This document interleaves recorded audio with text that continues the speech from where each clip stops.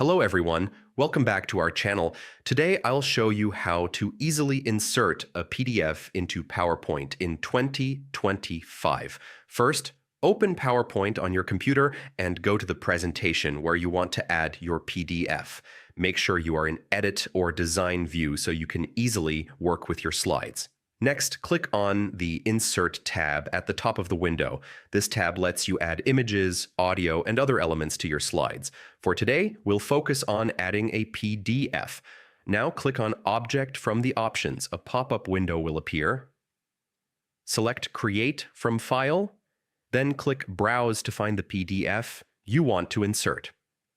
Once you've selected your PDF, check the box labeled Display as Icon if you want the PDF to appear as a clickable icon rather than taking up the whole slide. Finally, click OK. Your PDF is now embedded in your slide. You can move it, resize it, or click on it during your presentation to open it.